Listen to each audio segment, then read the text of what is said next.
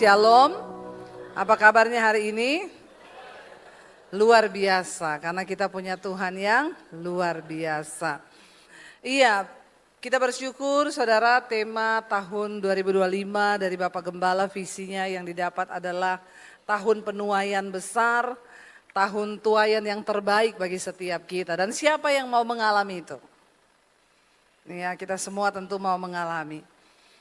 Saudara, firman Tuhan itu selalu begini, ada sebab, ada akibat. Ya, kalau kita pengen mengalami sesuatu yang baik, tentunya juga kita harus membayar harga yang baik pula.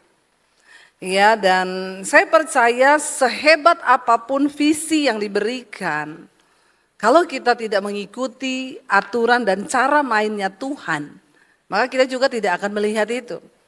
Sehingga kita nanti hanya akan berputar-putar di padang gurun seperti bangsa Israel. Saya percaya kita semua mau melihat kemuliaan Tuhan di tahun ini, amin. Kita mau berjalan bersama dengan Tuhan. Firman Tuhan berkata dalam 2 Samuel pasal yang kedua ayat yang ke-30, ya kita sambil lewat aja, bukan di situ pembahasannya. Tuhan berkata begini, sebab siapa yang menghormati aku akan kuhormati.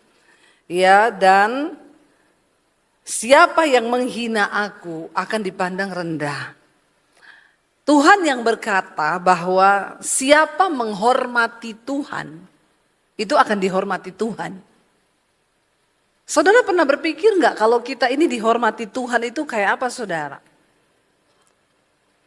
Jangan pernah mencari penghormatan dari manusia. Karena penghormatan manusia itu pret. Ya, pret. Di depan manusia itu bisa baik, tapi di belakang ya begitu. Ya, karena memang banyak hari-hari ini orang yang hidup dalam kemunafikan. Ya, makanya saya itu enggak terlalu percaya kalau ada ketemu orang, ibu tambah cantik loh, tambah kurus, pret. Biasa aja, keles. Dihormati manusia itu sesuatu yang biasa, makanya jangan kau cari penghormatan manusia. Karena kalau kita cari hormat dari manusia, kita akan kecewa. Nggak usah, saudara. Dihina, difitnah, direndahkan, biarin aja, udah biasa. Mari kita cari perkenanan Tuhan. Dan ayat ini sangat powerful sekali.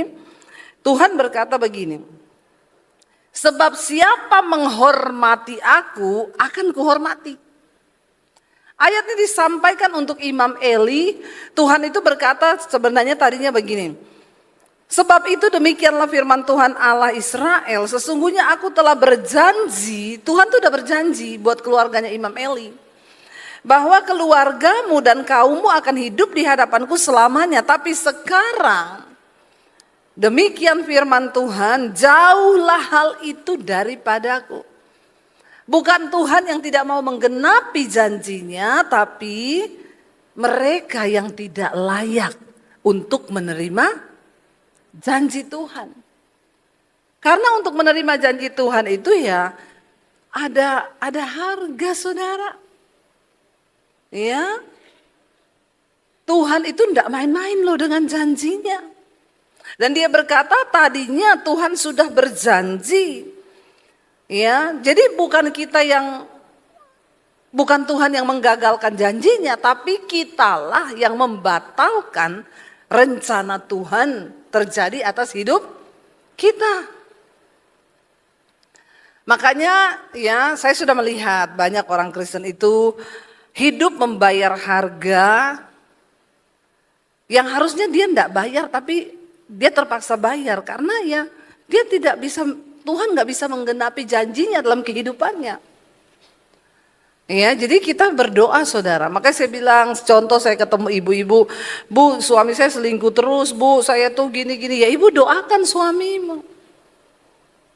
Masih jawab lagi, ya ibu sih enggak tahu suami saya. Ya memang saya enggak tahu suamimu. Ibu enak aja suruh-suruh berdoa. Lah ibu nggak pernah rasa suami saya. Ya saya enggak mau rasa suamimu. Karena saya punya suami sendiri. Kenapa kau suruh saya rasa suamimu? Dulu siapa yang pilih itu suamimu?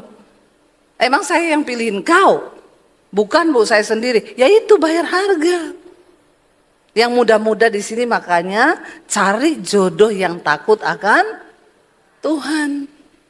Sehebat apapun dia, punya pangkat seperti apa, kalau nggak takut Tuhan. Ini saya lihat banyak calon-calon perwira nih duduk di sini ya.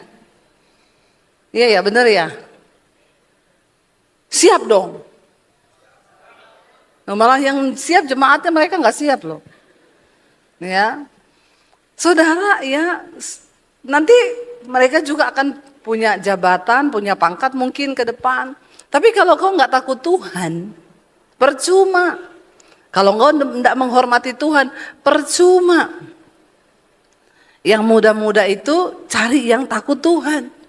Tapi susah juga anak-anak Gen Z sekarang.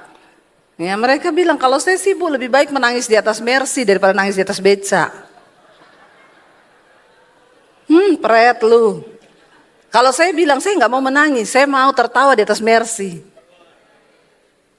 Iya Pak ya. Ngapain kau mau menangis di atas Mercy? Biar Mercy kalau nangis buat apa? Ya mending naik motor tapi happy, ya enggak? Yang naik motor semangat langsung yes, amin. Nggak apa-apa, saya pernah merasakan juga dulu naik motor bonceng 5. Anak 3, suami 1, motor 1, ya bisanya begitu. Naik motor bonceng 5, duduk di besi paling belakang tuh saya. Ya saya bilang sama suami kalau ada jeglongan pelan-pelan aku jatuh loh. Dia bilang pegangan, nggak bisa pegangan, anak 2 di tengah. Bagaimana bisa pegangan? Kami melewati semua itu, tapi bahagia nggak? Bahagia. Nah saudara, bagaimana kita itu hidup ya menghormati Tuhan supaya Tuhan hormati kita? Bayangkan loh, makanya saya bilang saya nggak pernah peduli dengan penghormatan manusia, tapi saya peduli dengan hormat yang datang dari Tuhan itu buat kita.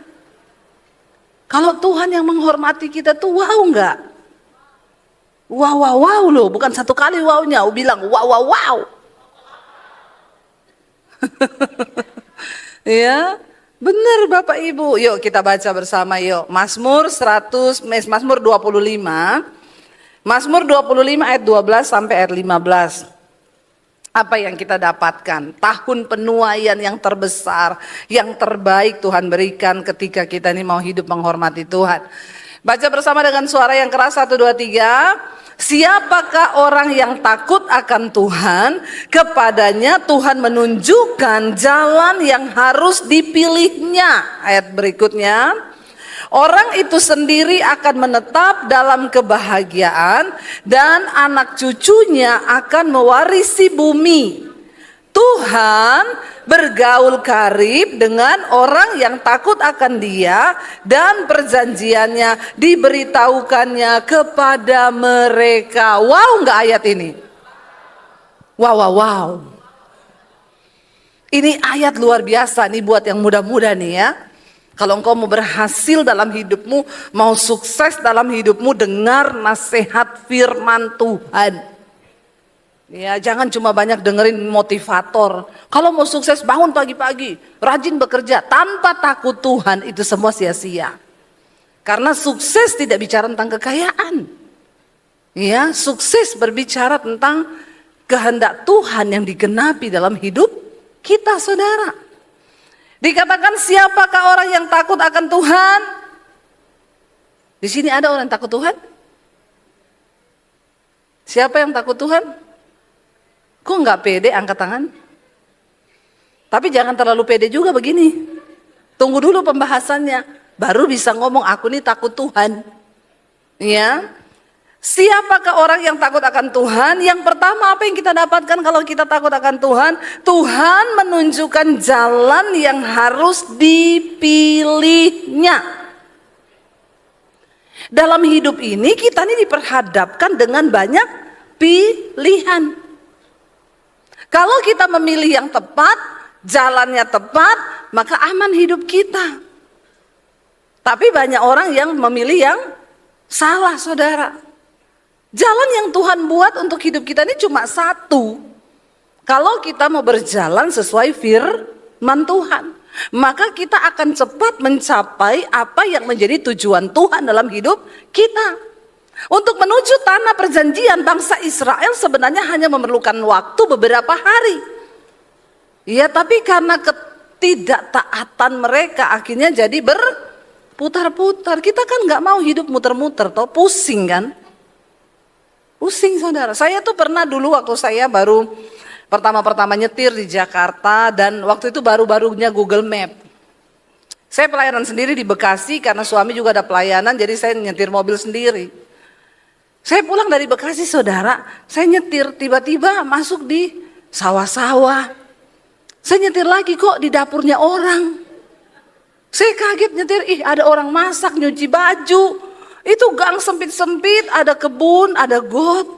Lalu saya telepon suami saya, ini Google Map salah apa enggak ya? Ini kok dia tunjukin jalan sini, tapi saya lewat ada jalan, tapi ini.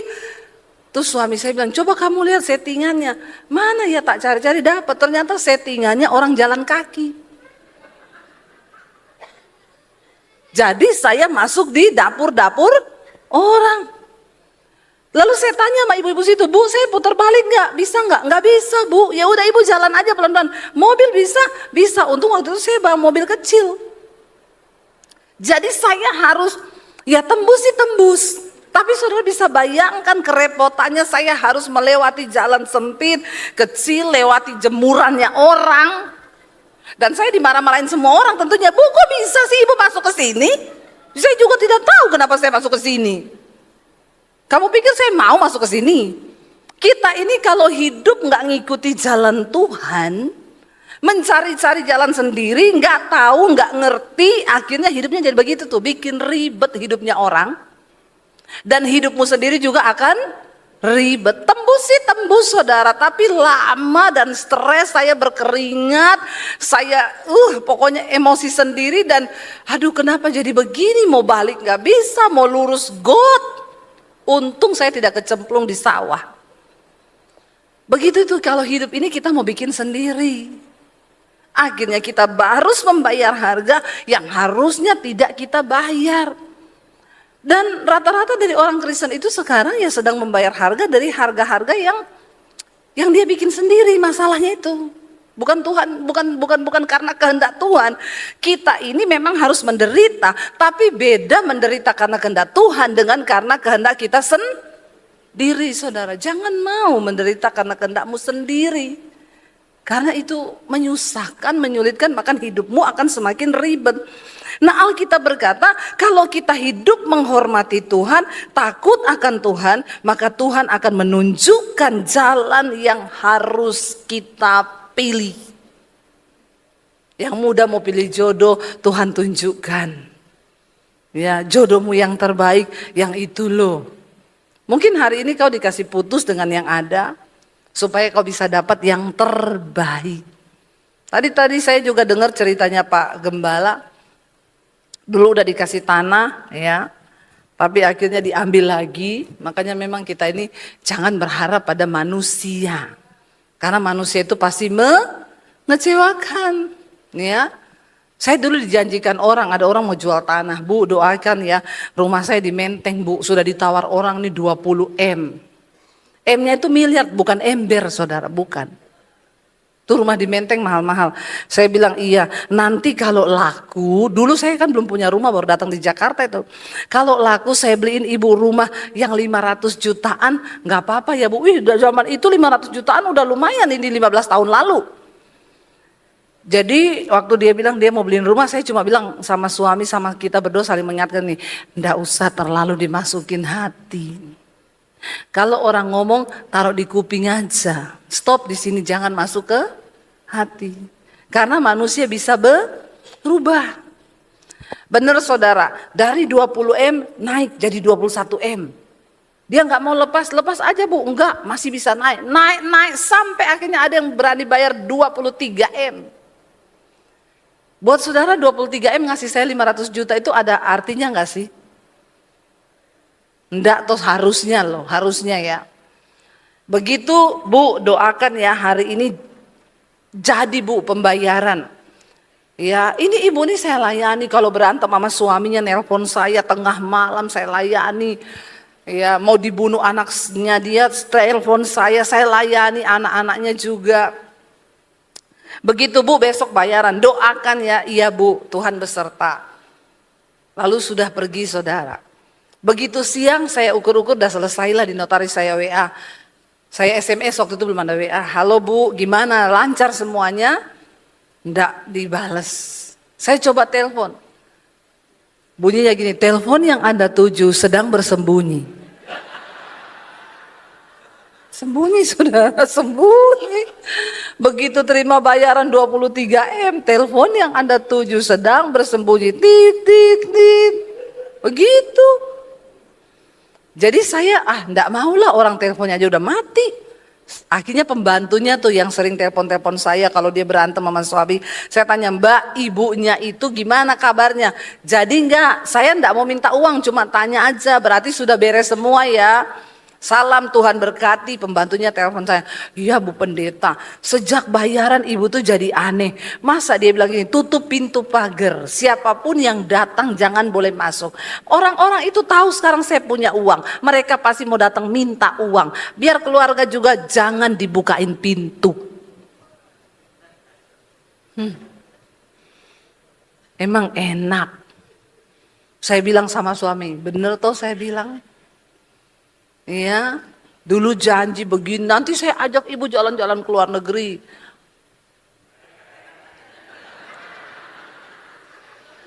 Ya, kalau ada orang janji-janji begitu, ngomong gitu aja. Ya, ndak usah didengar. Karena janji Tuhan itu yang terbaik, saudara. Ya, kita hanya harus berharap kepada Tuhan saja. Ya, jangan didengar, tapi ya itulah jalan Tuhan. Tadi Pak Gembala bilang udah dikasih tanah, udah mau diurus, diminta lagi. Ya memang rasanya kita, yuk gimana ya? Tapi jalan Tuhan tuh enggak terselami. Pak Gembala cerita, kalau kita sudah dikasih tanah itu dulu Bu, ya kita enggak akan bergumul dapat gereja yang sekarang itu. Kita mereka-rekakan yang baik, tapi Tuhan tahu yang terbaik. Amin, saudara, tepuk tangan buat Tuhan. Itu jalan Tuhan itu. Jadi kalau hari ini ada yang putus sama pacarnya, berarti ada yang terbaik yang Tuhan mau kasih buat kau. Ya, kok yang semangat bapak-bapak ya? Padahal kan harusnya anak muda gitu yang amin ya. Jadi mari kita melihat dengan cara pandangnya Tuhan. Sebab Tuhan tahu jalan terbaik yang tepat untuk kita. Dan kalau kita hidup takut Tuhan, Dia akan menunjukkan jalan yang harus kita pilih. Saya bersyukur tahun 2025 ini saya naik ke rumah baru saudara. Nggak usah tepuk tangan. Biasa aja. Ya tepuk tangannya buat Tuhan Yesus. Jadi saya tuh waktu itu kita ini mau beli tanah, saya tuh mau beli tanah di sebelah sekolah Alkitab saya. Saya sudah tawar-menawar yang di Bandungan, puji Tuhan Pak Gembala sama Ibu sudah pernah ke sana ya mengajar anak-anak di sana. Saya tuh tawar tanah itu saya pikir nanti biar lebih luas anak-anak sekolah misi saya bisa bertanam, beternak di situ. Tiba-tiba yang kasih kita tanah buat sekolah itu nanya saya, Bu, Ibu katanya nawar tanah sebelah ya iya. Kenapa? Saya aja Bu yang beli jangan Ibu. Kenapa?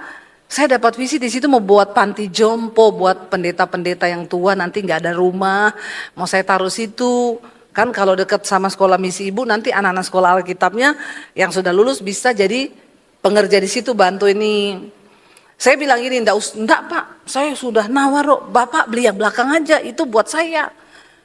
Terus masa gitu Bu? Iya enggak. Terus saya mau pulang dia bilang, tapi berdoa dulu loh Bu, tanya Tuhan. Dalam hati saya, kagak orang itu buat saya. Sudah saudara, akhirnya saya pulang. Dia bilang, Ibu berdoa tanya Tuhan. Di Jakarta saya tuh baru ngomong sama suami saya gini, kayaknya kita bisa deh beli rumah lagi. Karena rumah lama saya itu di sebelah studio kantor, di sini buat saya tinggal 2 rumah jadi 1.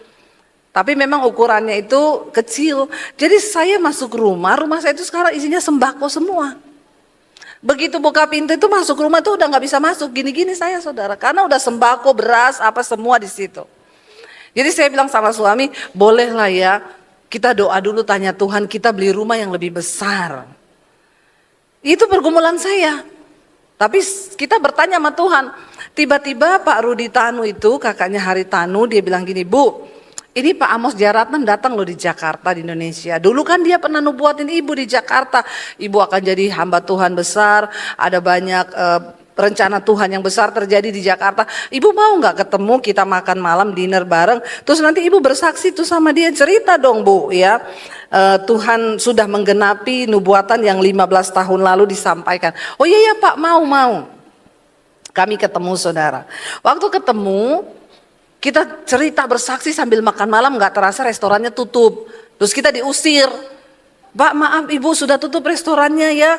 Bisa keluar gak karena udah mau close. Oh iya.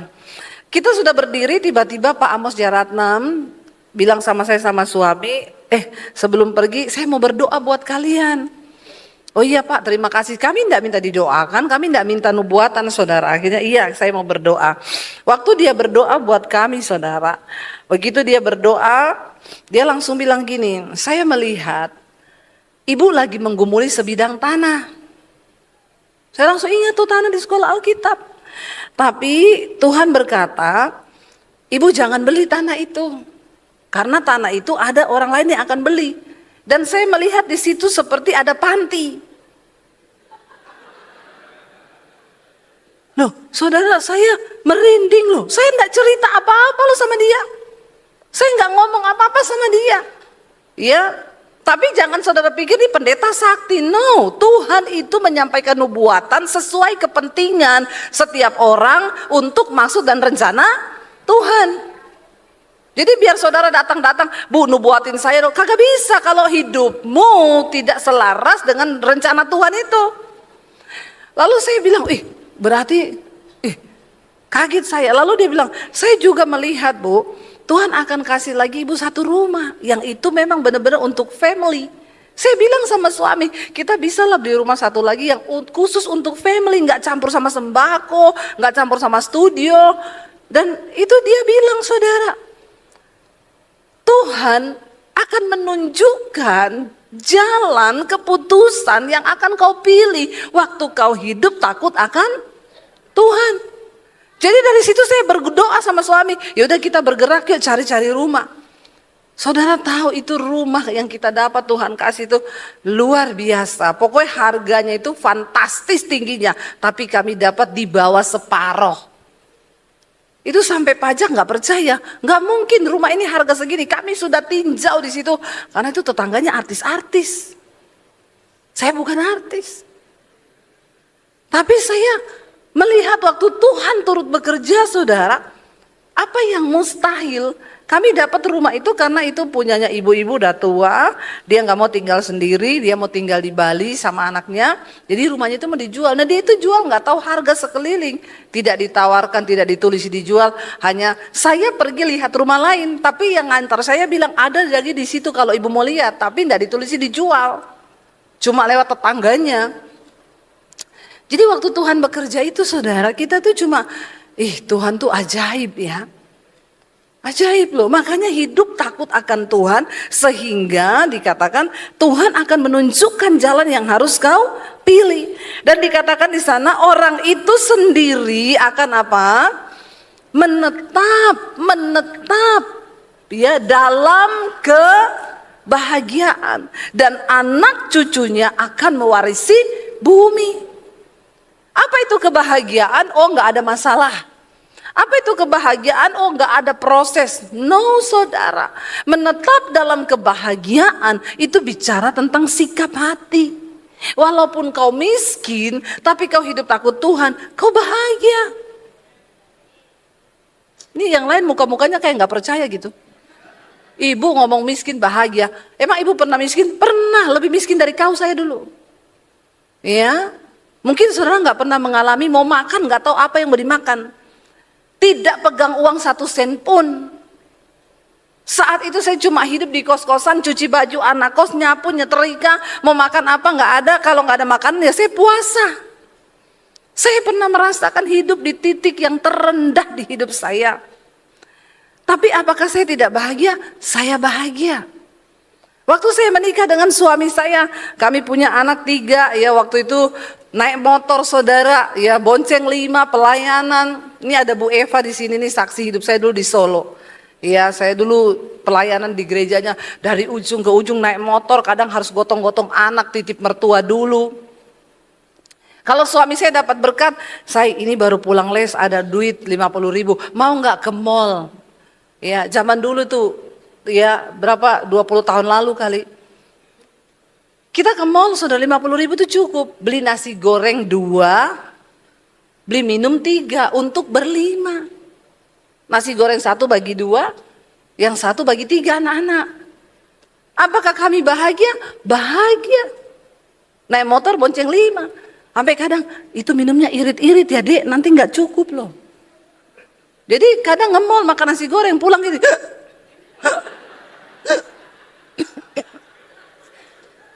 Karena minumnya nggak cukup. Tapi apakah kami bahagia? Bahagia.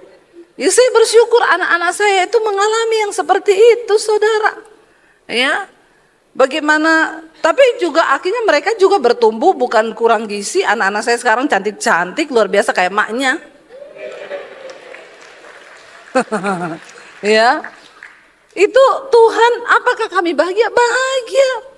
Bukan saya tidak bahagia loh, makanya ya suami saya tetap ini, tidak ganti toh. Kan karena ada ibu-ibu nggak ada duit ganti suami nih. Kagak boleh, ya satu, ada duit nggak ada duit dijalani berdua.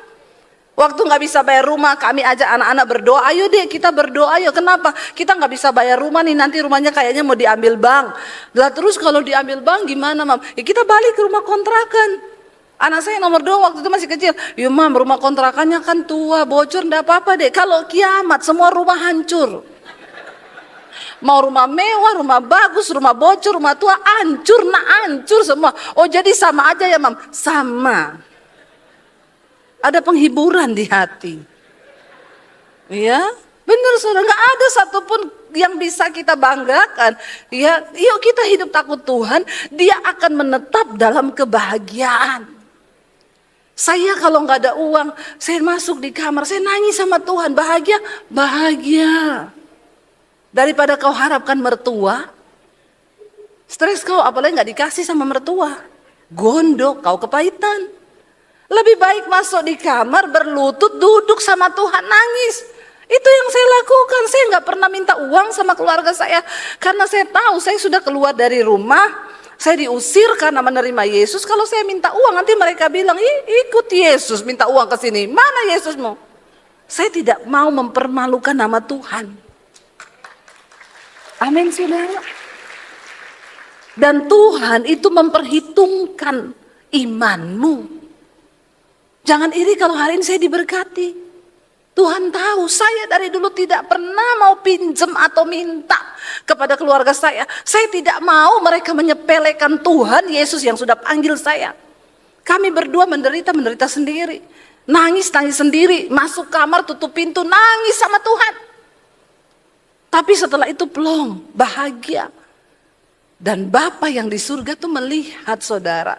Nggak bisa engkau mengalami tuaian kalau imanmu tuh nggak siap. Makanya hari ini kalau engkau mau melihat tuaian besar, buka kapasitas imanmu menjadi besar. Jangan andalkan manusia, jangan andalkan mertua. Jangan andalkan penggadaian menyelesaikan masalah tanpa masalah.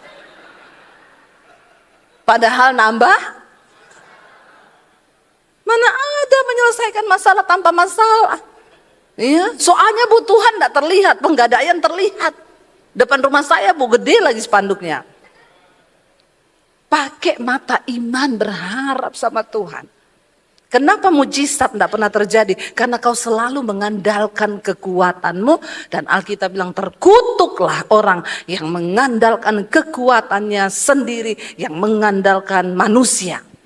Siapapun dia, mau mertuamu kaya, mau mertuamu konglomerat, andalkan Tuhan. Amin. Dia akan menetap dalam kebahagiaan dan anak cucunya mewarisi bumi loh. Udahlah cukup di generasi kita saudara.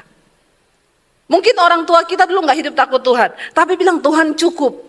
Dari generasiku ke bawah, aku akan membawa keluarga ini takut Tuhan supaya anak cucuku mewarisi bumi. Amin saudara. Oh, dikatakan yang berikutnya, apa yang kita dapatkan kalau kita hidup takut akan Tuhan? Tuhan bergaul karib dengan orang yang takut akan Dia, dan perjanjiannya diberitahukan kepada mereka. Jadi Tuhan itu juga senang curhat.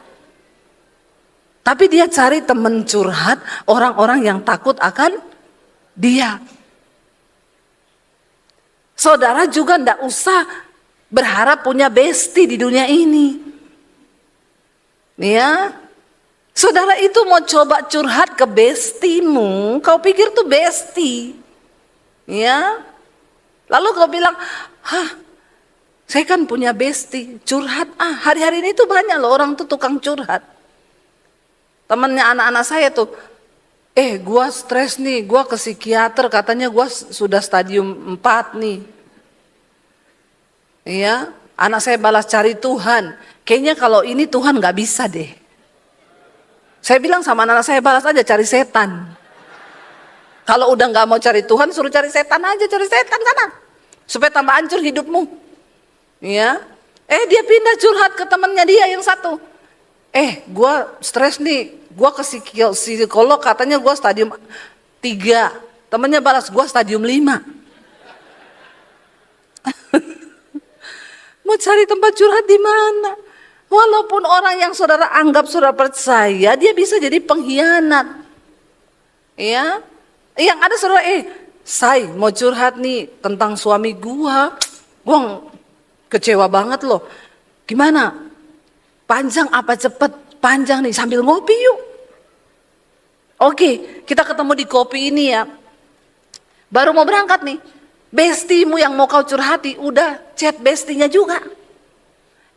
Si ini mau curhat sama gua tentang suaminya. Kenapa? Bentar, belum nyampe, masih mau di kopi. Ntar gua ceritain lu ya. Tapi cuma lu yang tahu ya. Cuma lu yang tahu. Kenapa saudara tidak boleh curhat ke orang? Karena tidak semua bestimu itu pendengar yang baik. Banyak penyebar yang baik. Belum dengar aja udah disebarin. Belum dengar nih baru mau ketemu, masih OTW. Oke cuy, gua tunggu ya ceritanya. Begitu selesai, dia ajak bestinya itu ngopi yuk, tak ceritain. Tapi cuma kamu loh yang tahu. Saudara ceritanya ubi sampai sana kolak. Karena ditambahi gula sama santan, pakai garam dikit, udah gurih itu, rih. Lalu kau kepahitan lagi kalau kau dengar dari orang lain. Makanya tempat curhat terbaik, sahabat terbaik itu tuh Tuhan. Maaf ibu-ibu, bahkan suami satu saat kan bisa mengecewakan kita toh. Istri bisa mengecewakan bapak-bapak kan? Iya nggak bapak-bapak? Bapak-bapak nggak ada yang berani jawab. Oh, satu bapak bilang iya karena istrinya nggak ada.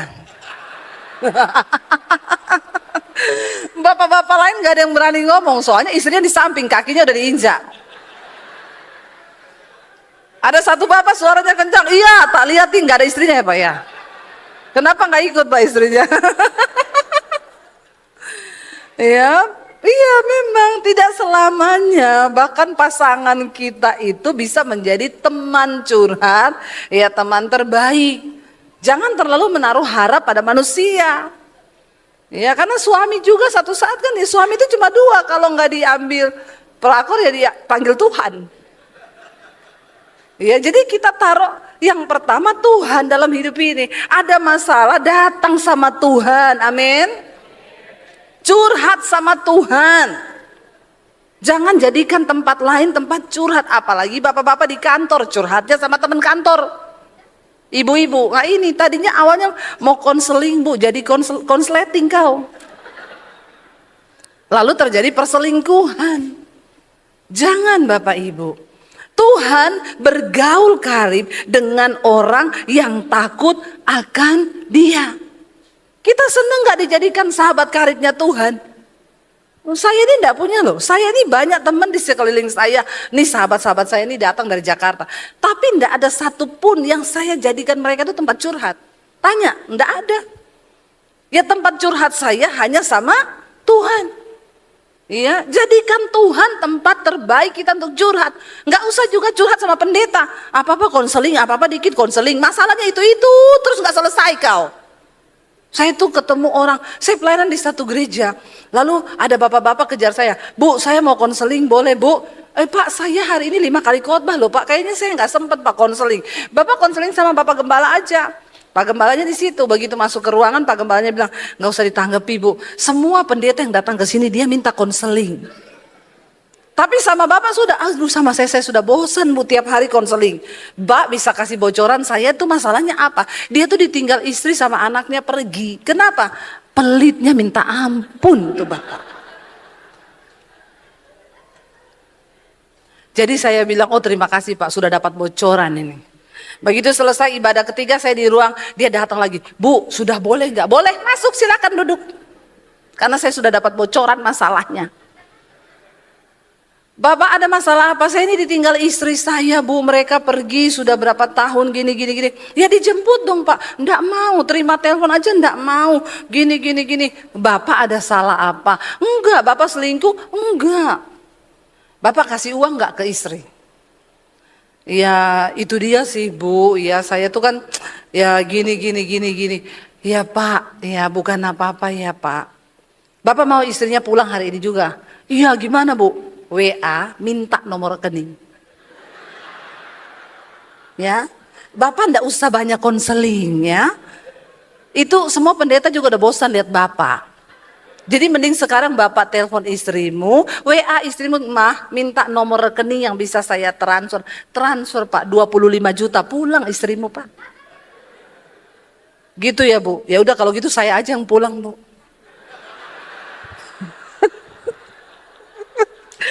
Makanya masalahnya tidak pernah selesai.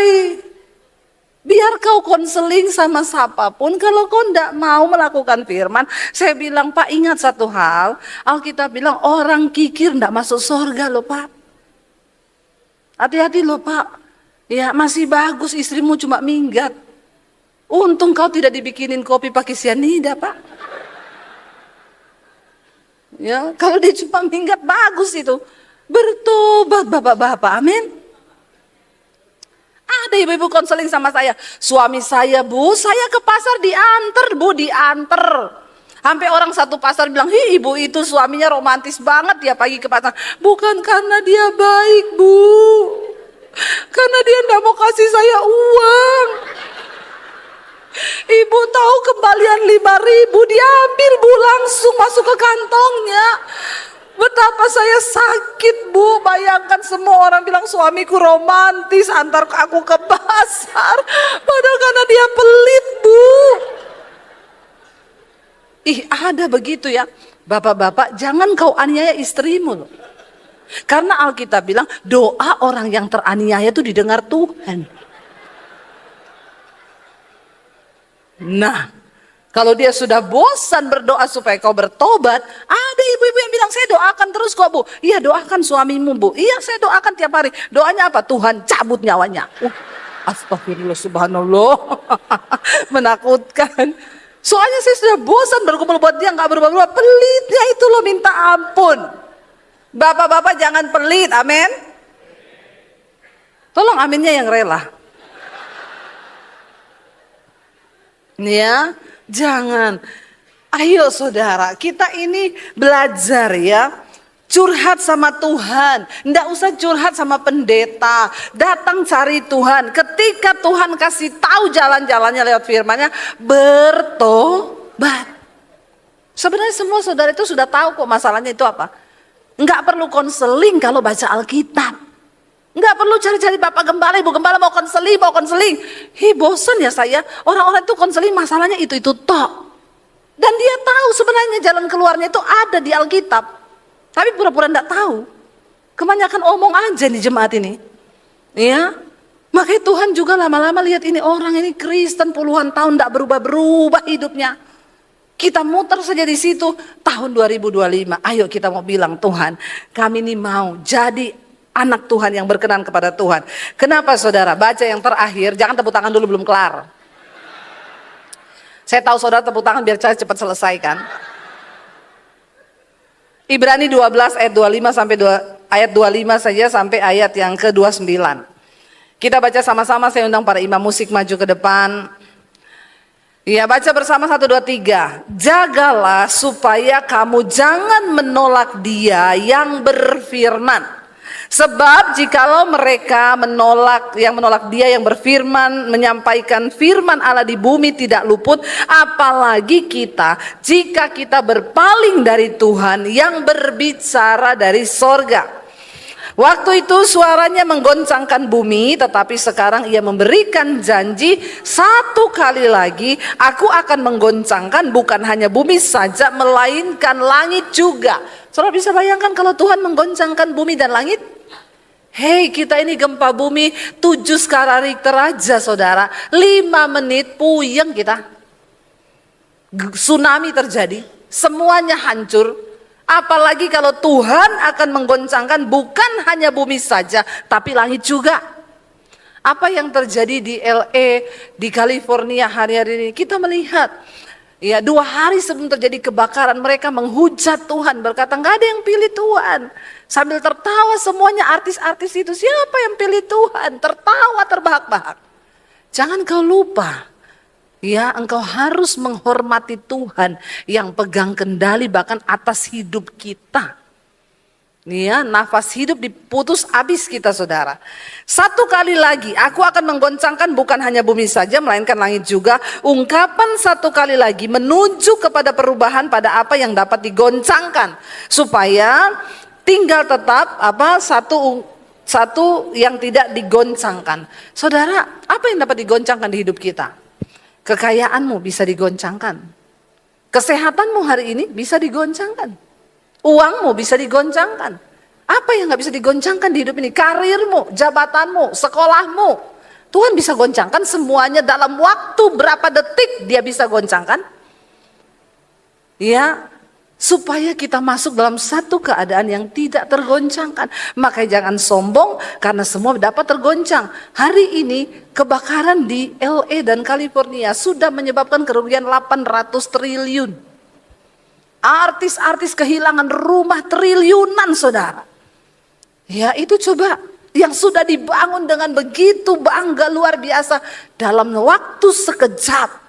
Itu angin ketika ada api bertiup, saya baca 160 km per jam anginnya, seperti ada yang tiup itu sampai api gak bisa berhenti. Apa kekuatan kita manusia? Apa yang bisa kita andalkan di dunia ini waktu penghukuman Tuhan datang saudara? Dan ayat ini berkata, jadi karena kita menerima kerajaan yang tidak tergoncangkan, marilah apa?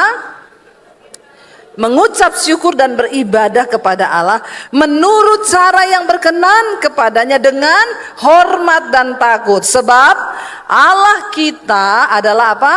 Api yang menghanguskan.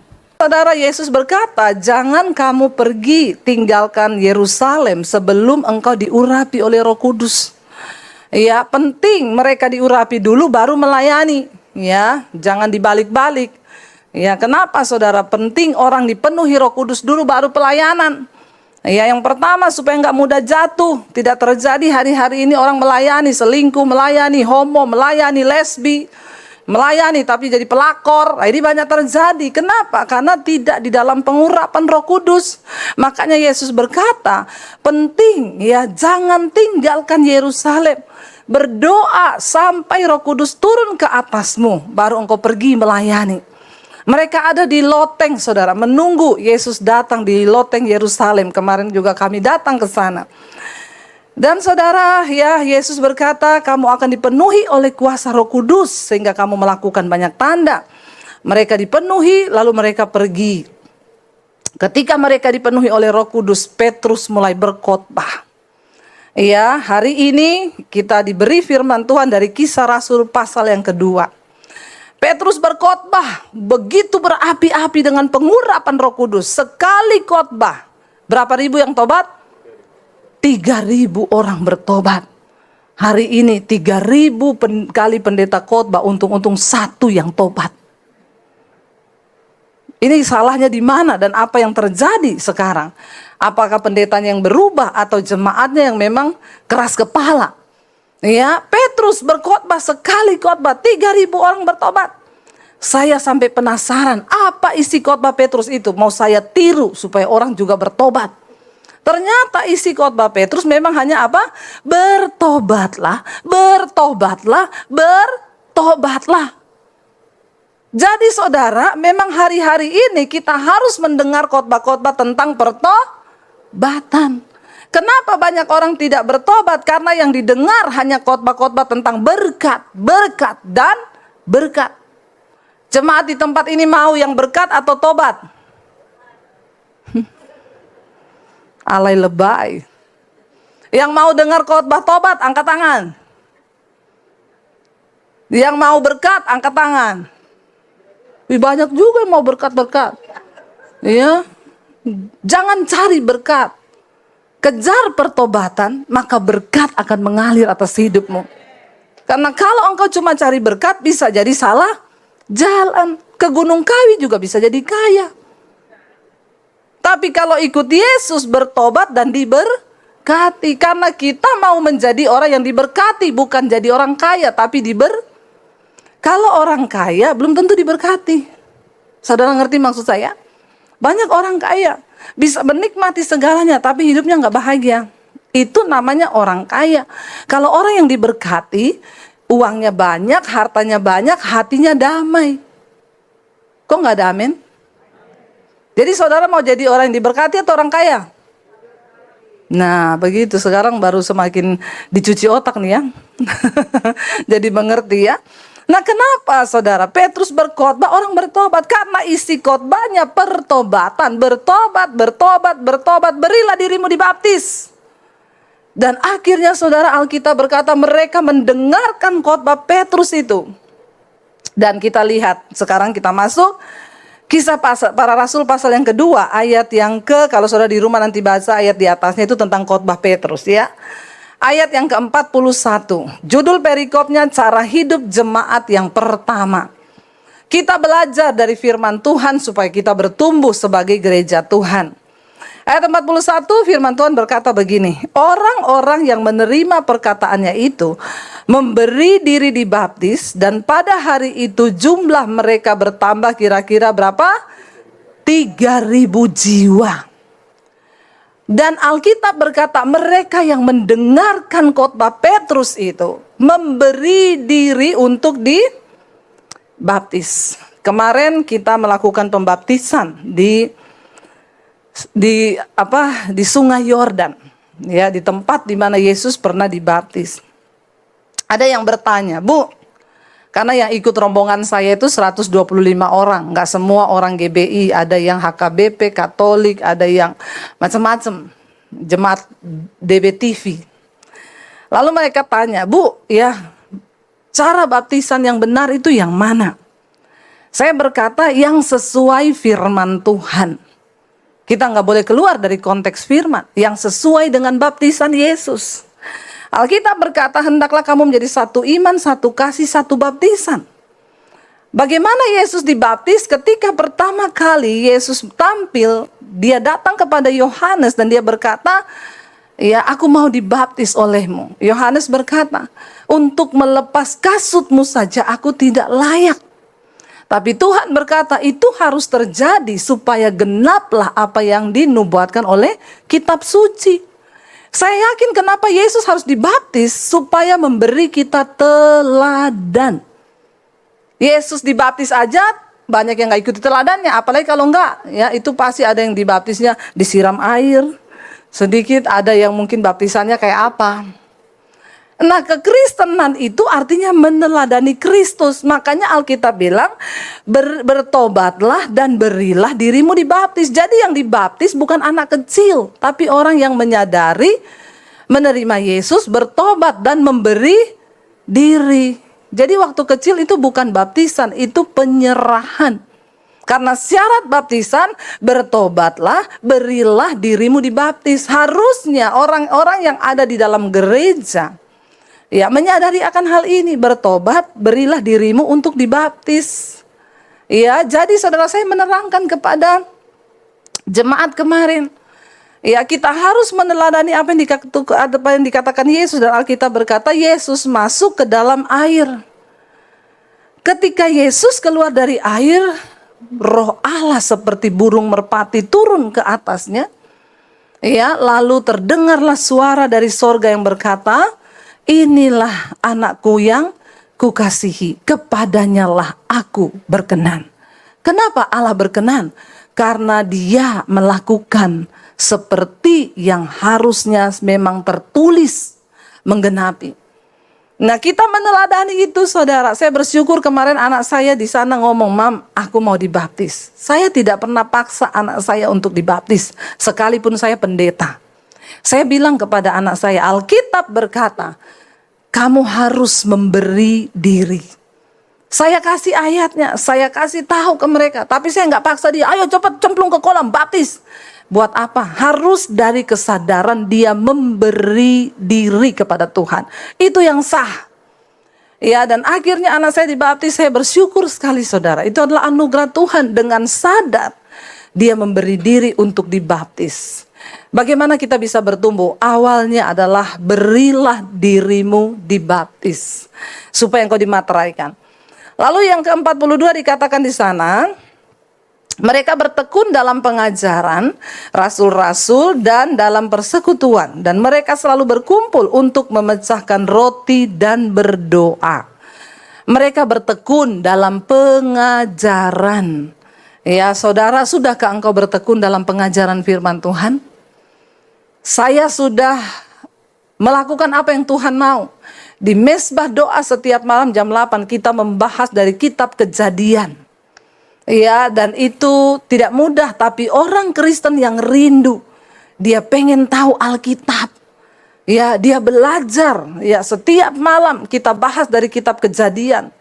Sesibuk apapun saya tetap menyempatkan waktu karena saya tahu ada orang-orang yang rindu di akhir zaman ini untuk mencari kebenaran. Ya, kita harus mencari pengajaran yang benar.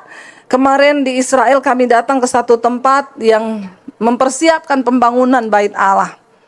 Menorahnya dibuat lebih tinggi dari saya, terbuat dari emas murni. Ya, mereka berkata mereka sedang mempersiapkan segala-galanya. Ya, saya tanya, dibangunnya rencananya di mana? Di Silo. Silo itu adalah tempat Imam Eli dulu pernah diletakkan tabut Allah di sana sekitar 400 tahun.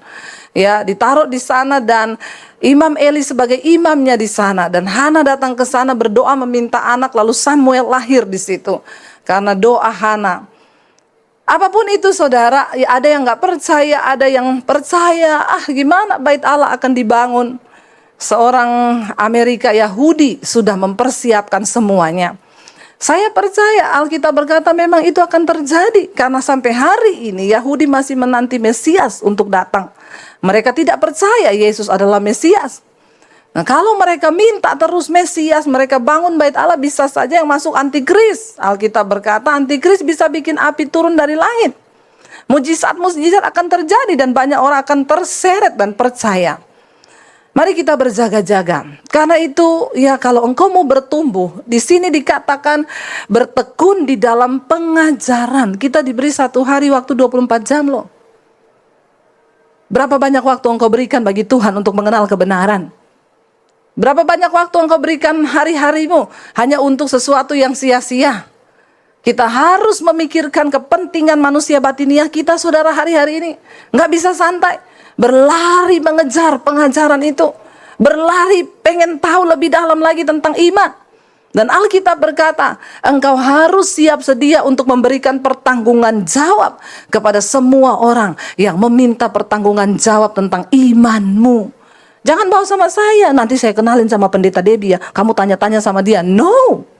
Setiap jiwa yang Tuhan percayakan padamu, itu tanggung jawabmu. Kita semua harus bekerja untuk menjangkau jiwa di akhir zaman ini. Karena itu milikilah pengetahuan tentang firman Tuhan. Isi jiwamu, isi pikiranmu dengan firman. Kenapa? Hari-hari ini hari-hari yang gelap. Ya, kita melihat semakin ke sini. Ya, kita lihat saudara, hari-hari ini beberapa kali Presiden Jokowi, pemimpin-pemimpin dunia berkata, Tahun ini tahun kesuraman, tahun depan adalah tahun kegelapan. Bagaimana kita bisa bertahan? Zaman terus berubah, keadaan berubah, resesi bisa datang. Tapi orang yang bertahan di dalam kebenaran, orang yang hidup mengandalkan Tuhan, mereka tidak akan tergoyahkan. Sebab Tuhan akan menjadi perlindungan bagi setiap saudara dan saya. Jangan takut, kejar Tuhan. Jangan nonton drama Korea terus. Bisa nonton drama Korea berjam-jam, betah saudara. Pakai acara nangis lagi. Bertobat ya. Tapi kalau dengar firman, ngantuk saudara. Ya ayo Bapak Ibu, Ibu-ibu, kalau engkau ingin suami bertobat, engkau dulu buka itu mesbah doa tiap malam. Ajak suamimu ikut. Ya kemarin saya di Israel ada bapak-bapak bersaksi.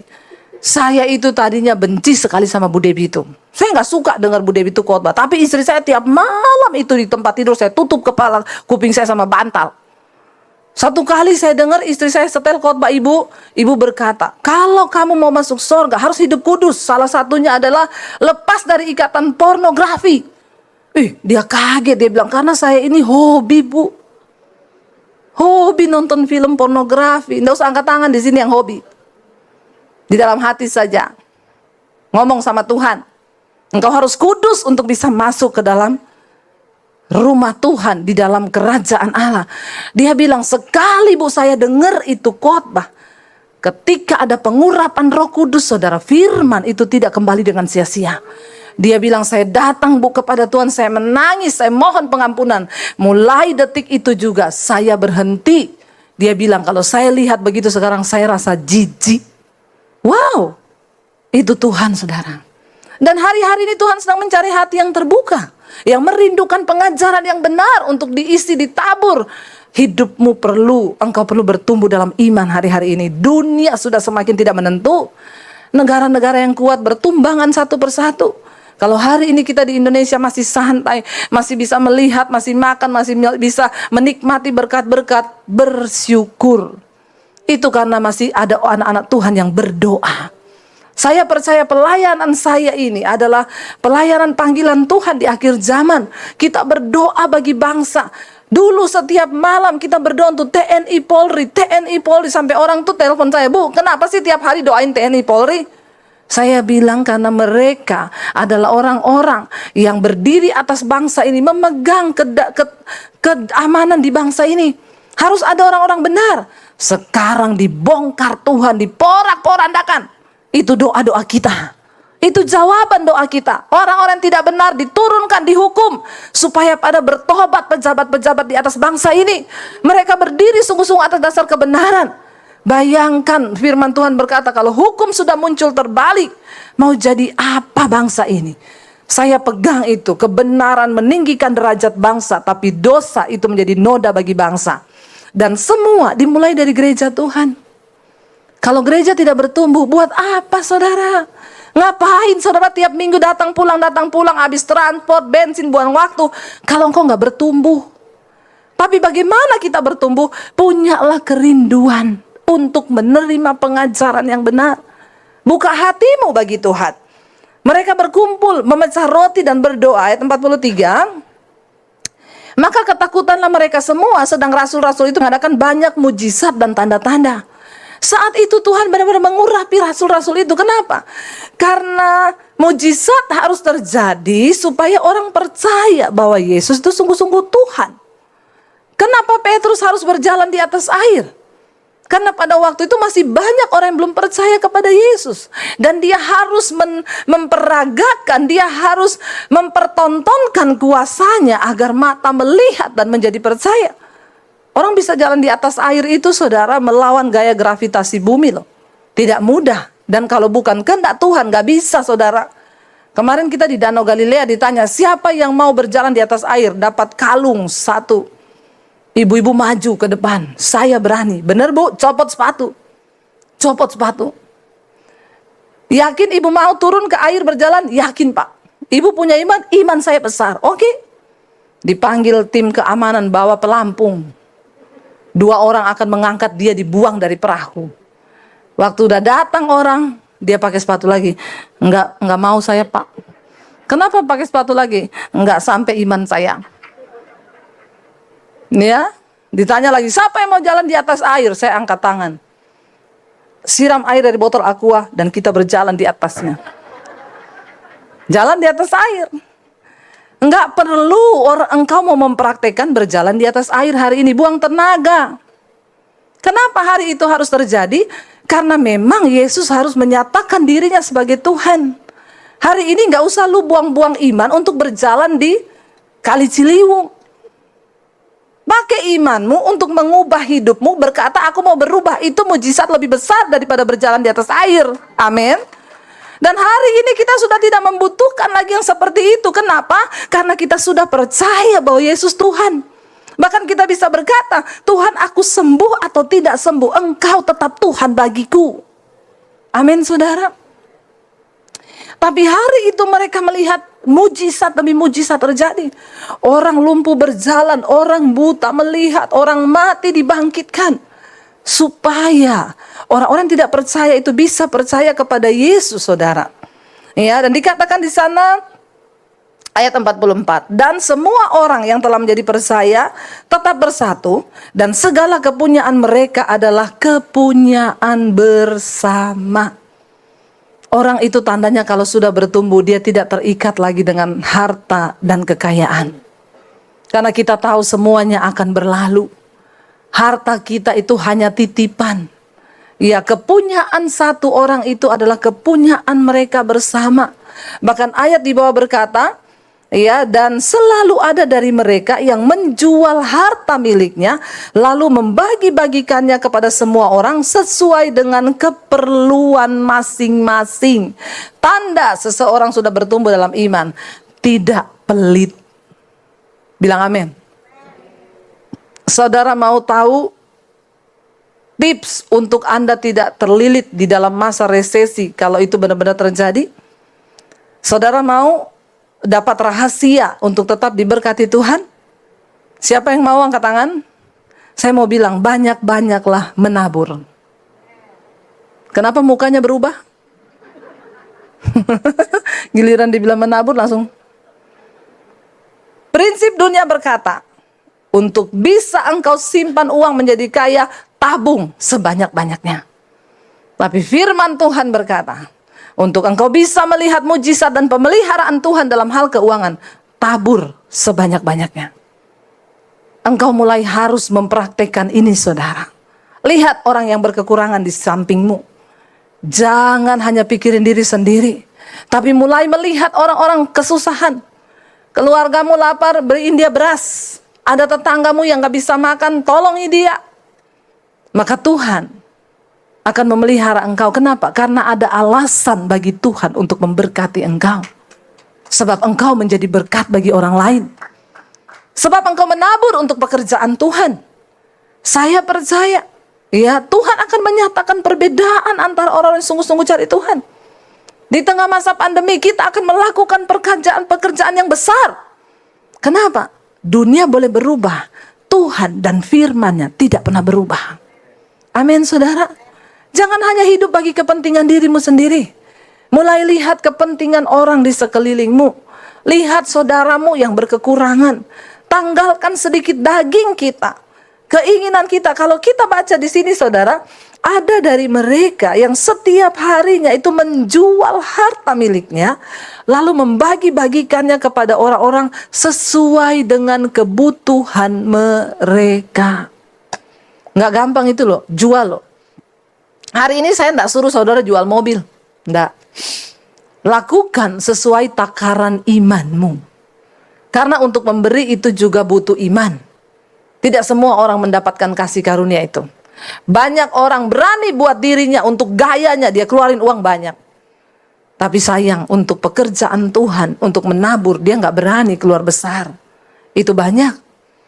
Tapi Tuhan mencari orang-orang yang berani bilang, Tuhan, kuasai hidupku dan hatiku. Aku mau bergerak bersama dengan engkau dalam pekerjaanmu. Kendalikan diri kita, saudara.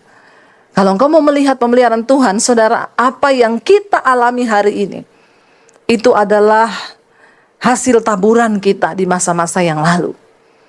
Apa yang saya bisa nikmati hari ini, itu adalah hasil taburan dari yang lalu. Saya melihat bagaimana Tuhan itu Ia akan mempercayakan kita sesuai dengan takaran yang juga kita bisa beri. Alkitab berkata, siapa menabur banyak akan menuai banyak. Menabur sedikit akan menuai sedikit. Alkitab berkata, ketika Ishak di dalam perjalanan, masa kering, kelaparan, tanahnya tandus, Tuhan bilang, tabur. Secara logika manusia, bagaimana menabur di masa paceklik, panas, terik, tidak ada air, disuruh Tuhan tabur di tanah itu. Tapi dia nggak pakai logika, sebab mujizat itu tidak mengenal logika. Tuhan sanggup melakukan sesuatu yang bertentangan dengan logika manusia. Dia menabur di masa kering, di tengah masa kelaparan, menaburlah Ishak, dan Tuhan berkata dia menuai. Dan dia menjadi kaya, semakin kaya, bertambah kaya di tengah masa kering. Saya percaya, di tengah masa-masa yang sulit, Tuhan akan pakai hidup kita untuk menjadi berkat bagi banyak orang. Itu akan, sebenarnya saudara, tidak akan terjadi kelaparan atau kekeringan kalau semua, ya sudah ada satu survei yang berkata, semua harta orang-orang kaya itu dikeluarin, lalu dijual, dibagikan sama seluruh penduduk bumi ini, maka tidak akan ada resesi. Tapi ya namanya manusia. Mari kita menyadari hari ini saudara, iman kita bertumbuh, salah satu tanda adalah dengan kita berani menabur. Berani menabur, maka kita pasti akan menuai. Dan di sini dikatakan saudara, ayat yang ke-46, dengan bertekun dan dengan sehati mereka berkumpul tiap-tiap hari di dalam bait Allah. Mereka memecah-mecahkan roti di rumah masing-masing secara bergilir dan makan bersama-sama dengan gembira dan dengan tulus hati. Orang yang bertumbuh, dia tuh rindu selalu ada di dalam bait Allah. Pada zaman dulu itu nggak ada jam ibadah, jadi orang bisa datang kapan saja ke bait Allah. Kemarin kita juga melihat ya reruntuhan bait Allah. Dan Yesus berkata, satu saat kamu tidak lagi akan berdoa di Yerusalem, di bait Allah itu. Dan kamu tidak akan lagi berdoa di atas gunung-gunung seperti bangsa Israel ketika mencari Tuhan. Karena firman Tuhan bilang, engkau akan berdoa di dalam roh dan kebenaran. Dan tidak tahukah kamu bahwa tubuhmu itu adalah bait Allah. Orang yang bertumbuh imannya menjadi gereja yang bertumbuh, ya dia akan selalu mencintai hadirat Tuhan, mencari Tuhan di dalam diri kita, dimanapun kita berada, di dalam hadirat Tuhan. Saudara, kita nggak berbicara gereja sebagai gedung, karena seperti ini. Kalau kita bicara gereja itu gedung, nanti kita pulang gedung ini kosong, nggak ada yang tinggal.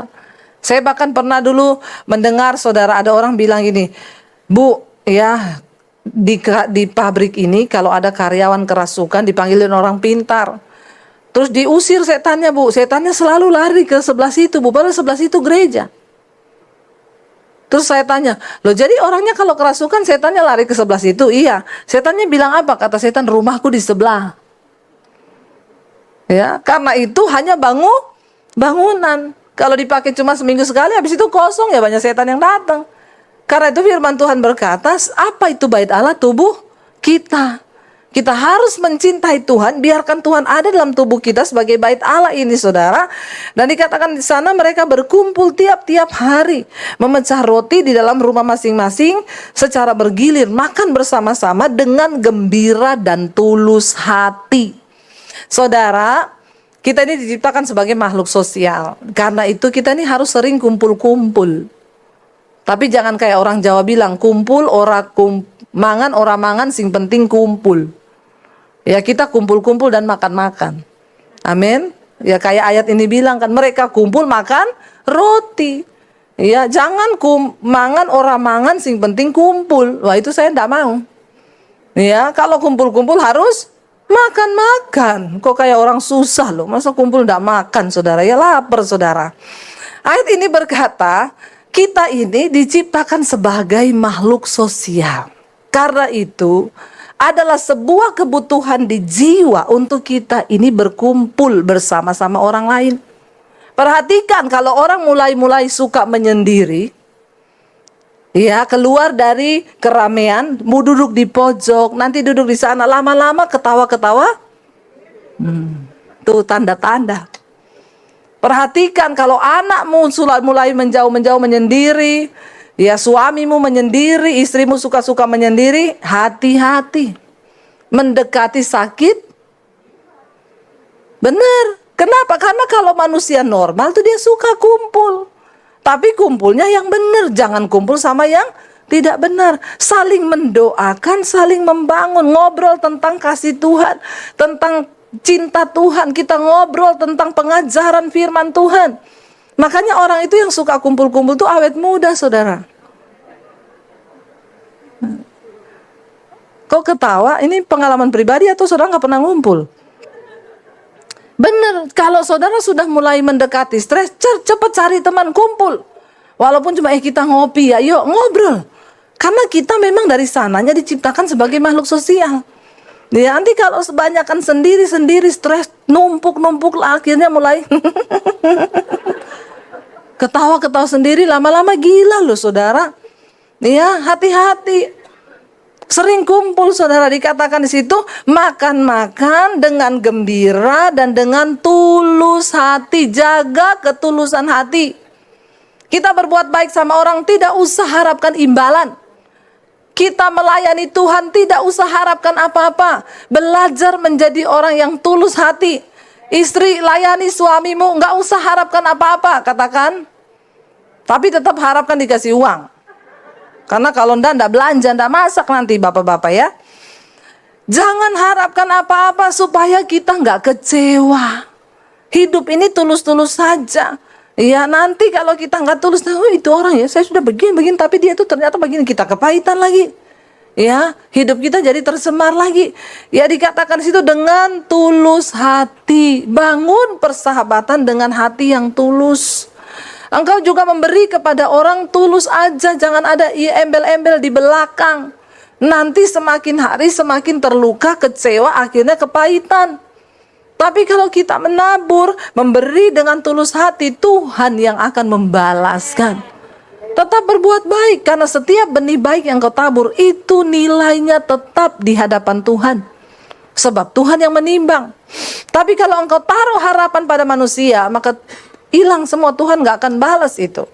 Ya, lalu ayat yang terakhir dikatakan di sana, sambil memuji Allah dan mereka disukai semua orang, dan tiap-tiap hari Tuhan menambah jumlah mereka dengan orang-orang yang diselamatkan.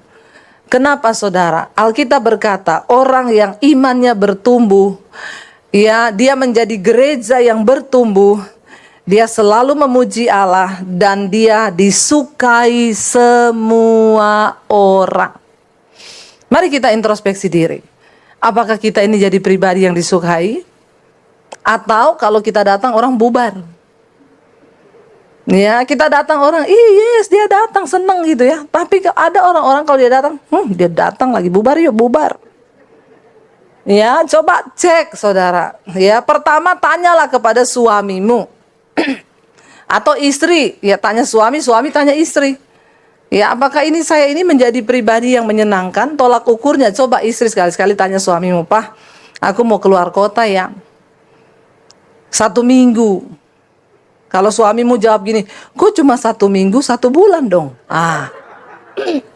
Itu tanda-tanda bahwa engkau itu belum bertumbuh, makanya suamimu gak suka dekat-dekat kau. Ya, hati-hati.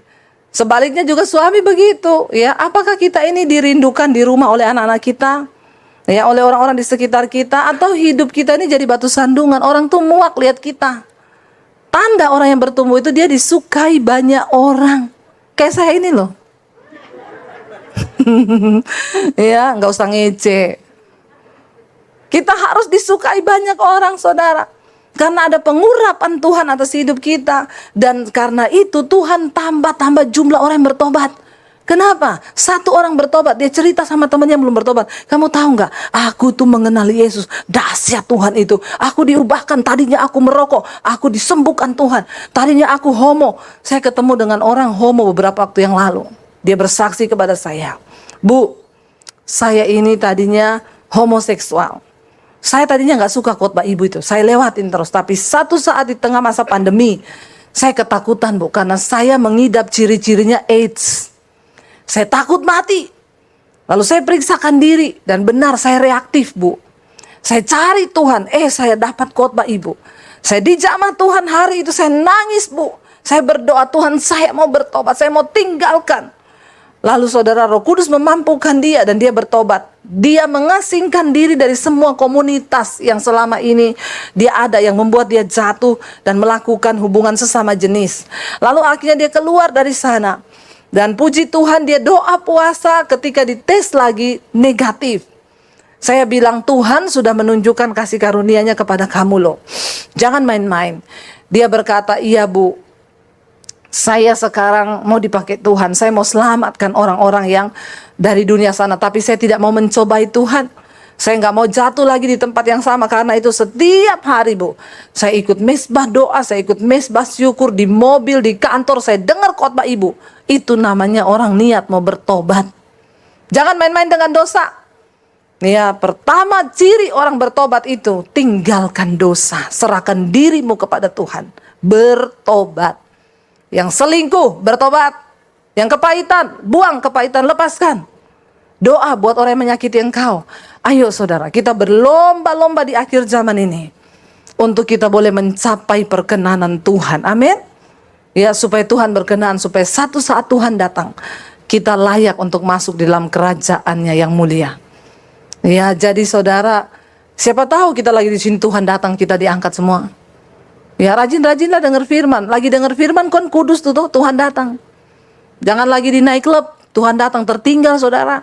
Ya, rajin-rajin bersekutu dengan anak-anak Tuhan supaya kita ini mengalami perkenanan Tuhan. Saya undang para tim pujian penyembahan, saudara jangan takut dengan nubuatan-nubuatan apa yang akan terjadi tahun depan. Memang semua itu akan menimpa, kesusahan besar akan terjadi, tapi kita percaya bahwa pertolongan kita itu datang dari Tuhan, bahwa Dia yang pegang kendali atas hidup kita, bahwa hanya Tuhan yang sanggup memberi kita kekuatan untuk melewati setiap badai. Mari kita bangkit berdiri bersama.